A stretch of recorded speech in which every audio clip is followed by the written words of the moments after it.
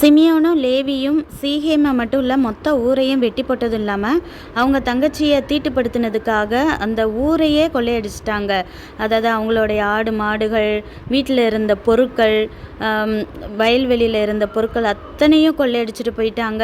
இதை கேள்விப்பட்ட யாக்கோபு ரொம்ப பயப்படுறாரு. இப்படி புதுசாக ஊருக்கு வந்த இடத்துல இவ்வளோ பெரிய பாவத்தை செஞ்சுட்டாங்களே, நம்மளுக்கு பக்கத்து ஊரில் உள்ளவங்களால என்னென்ன ஆபத்தெல்லாம் வருமோன்னு சொல்லிட்டு ரொம்ப பயப்பட ஆரம்பிக்கிறாரு. யாக்கோபு சிமியோன் லேவியை பார்த்து கேட்குறாரு, இந்த ஊரில் புதுசாக வந்த இடத்துல கானானியர்கிட்டையும் பெருசியர்கிட்டையும் எனக்குன்னு இருந்த பேரை கெடுத்து போட்டுட்டீங்களே, எனக்கும் ரொம்ப பயமாக இருக்குது. அவங்களாம் என்ன செய்வாங்கன்னே தெரியல. எனக்கு இருக்கிற ஜனமும் கொஞ்சம் ஜனம், அவங்க எல்லாருமா சேர்ந்து ஒன்றா விரோதமாக கூடி வந்தால் நான் என்ன பண்ண முடியும்? நம்ம குடும்பத்தையே வெட்டி போட்டு ஒன்றும் இல்லாமல் பண்ணிடுவாங்களேன்னு சொல்லி யாக்கோபு ரொம்ப பயந்து ஃபீல் பண்ணி பேசுகிறாரு.